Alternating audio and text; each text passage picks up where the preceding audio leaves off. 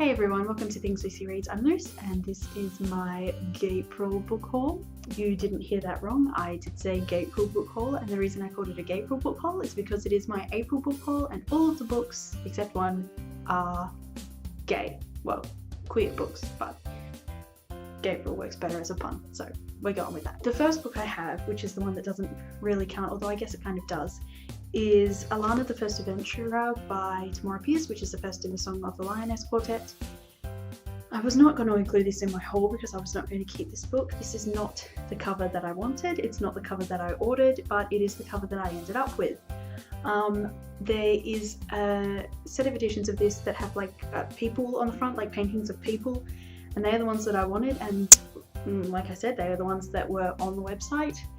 And then I opened it up when it arrived and this was the one that was inside, and I was not happy. I decided that I couldn't be bothered and that I would keep this one and read it, and then if I do ever find the other covers that I actually want, I will just get those instead. I mean, these covers aren't horrible. I really like the ones for the last two books. I think the one for the second one is awful, and we just won't talk about that. And this one is okay, so I don't know. The next book I have is Shadow Scale by Rachel Hartman, which is the sequel to Seraphina, which did have like gay background characters, so maybe they will pop up again in this one. I'm super excited for this book. It was one of my most anticipated reads of 2015. I'm so glad that I only read Seraphina last year, so I only had to wait like a year for this to come out and not like 4 years or however long it's been. So yeah, I really like this dust jacket. If you hold it to the light, it kind of shimmers with different colours. And it looks really cool underneath as well. It's got just this cream colour with the blue, and yeah, I just think it's really nice. And then the next books I have are a box set, and it is volumes 1 to 6 of Sailor Moon. Okay, so I have been told by very reliable sources that two of the characters in these are together, like two of the sailors are together. But I'm not up to that part of the series yet. I'm up to volume 3, which is why it's out of order here in the box, and I'm really enjoying it so far. The next book I have is Not Otherwise Specified by Hannah Moskowitz. Hope I'm pronouncing that right. I've heard nothing but good things about this book. It's about a girl called Etta. Obviously she is a woman of colour, so that is excellent. And she is a bisexual aspiring ballerina with an eating disorder, so that just sounds really, really, really good. Apparently all of the themes are handled really delicately and properly, so that is even better to hear, and yeah, I am just super excited for this book because it just sounds amazing. And then the next book I have is a book that started out as like an online story and then got really popular and then was picked up by a traditional publisher. And that's actually really exciting because the publisher is Penguin Viking, so it's like one of the really big ones, which is amazing. It's called Captive Prince, and the author is C.S. Pakat. I was going to look up how to pronounce that, but then I didn't. So excellent job, pass Luce. Anyway, okay, so this book is about a prince who is kind of has his throne stolen out from under him by his half-brother, and then he is sold as a pleasure slave to the prince of the rival kingdom. Let's just take a moment. That sounds amazing. It is probably going to be quite intense, obviously, since he is a pleasure slave. Consent isn't going to be a huge deal in this, I don't imagine, so I'll see how I go with that. Maybe if that's going to be an issue for you, don't pick this up. But yeah, I'm hoping to read it quite soon, and I will do a video review of this probably because I'm just really excited about the fact that it is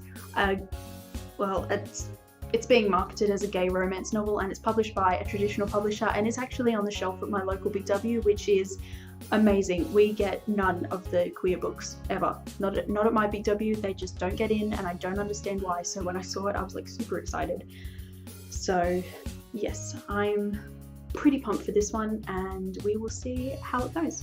And then the next book I have is really exciting. I have heard nothing but amazing things about this book, and I actually won an ARC of it through a Goodreads giveaway. Again, let us just take a moment.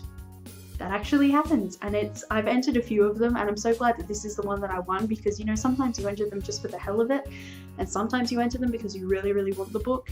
and so this was definitely the latter, and I'm so excited that this is the one that I won. The book is Simon versus the Homo Sapiens Agenda by Becky Albertalli, which is a gay YA novel, and I am so excited to read this. It has been, again, one of my most anticipated books of this year, and just nothing but amazing things. Everyone that has read it has seemed to love it, so I'm just super excited. I think I've said that already, but whatever, I'm going to say it again. Yeah, like I said, this is an arc. The reason it's blank just there and doesn't say Simon is because it's like personalizable. I can write my own name there if I want. So that is really exciting. I'm expecting to love it just as much as everyone else does. Just thank you, Goodreads gods, for letting me win this one. It's amazing. Just, yes. Okay, and the next two books I have are 2 volumes of a comic book series, and it's kind of bittersweet because this series was actually cancelled by DC. Of course it was, because it's a queer series. Just on another note, in case you're unaware, Batwoman, who is a lesbian, and the reboot of the Green Lantern, wherein the Green Lantern was gay, they have both been cancelled by DC. Apparently they didn't sell well enough, and I don't understand this idea of just cancelling a series if it's not selling well enough, instead of, I don't know, trying to make it sell better. Like, I've never seen any of these series advertised, really, so why wouldn't you like advertise them? I don't understand why they would just cut and run, basically. Just, it makes no sense to me, and I'm really annoyed because it's happened to every single one of the queer ones. So just fuck you, DC. Anyway, the series is The Movement. It's written by Gail Simone and the artist is Freddie Williams II. There are 2 volumes. This is all that was ever made, the 6 issues, which kind of sucks because it's a really good story. Okay, as you can see, can't really see with that one because it's dark, but you can maybe see better with this one. There are 4 girls and 2 boys. Excellent, excellent. More women than men. I like that. This one, and this one are all women of colour. This one here is in a wheelchair. This one is gay. This one is asexual. This one is gay. And yeah, basically just all of the diversity, and it's amazing. Okay, so these guys are like vigilantes, kind of. The police force in the city where they live is quite corrupt. And so they have taken it upon themselves to exact justice. There's a specific area of the city that they kind of control, and they deal with the problems in there like by themselves, and the police don't get involved, and it's like this unspoken agreement. And just, yeah, it was just so great, and I loved every page of it. I actually gave both of these volumes 5 stars. If you've been following me for a while, you know that I don't usually give the first volumes 5 stars because I feel there's always room for improvement. But for this one, I gave it 5 stars because I couldn't fault it for anything. Like, I thought it was amazing.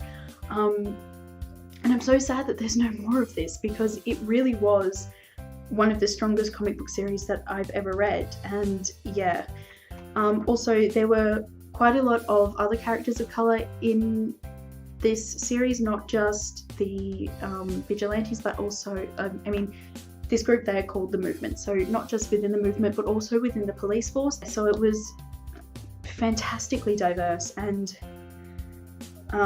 the thing that I really liked is that there were very few white characters, and most of the white characters that are in this are the bad guys. So I don't know if that was intentional, but I thought that was just really great because usually it's the other way around. And so yeah, I thought that was excellent. But just every one of these characters was so amazing. Mouse was one of my favorites. He's so funny. And just, yeah, genuinely one of the best comic book series I've ever read. And yeah, you should definitely pick this up while you still have a chance because it was so great. And even though there's only 2 volumes, it's well worth reading, and I'm just so sad that there's never going to be any more because it was excellent. So yeah, go pick this up. So yeah, that is all for my haul, and my wrap up should be coming soon, hopefully. So yeah, I will see you when I see you. Bye everyone.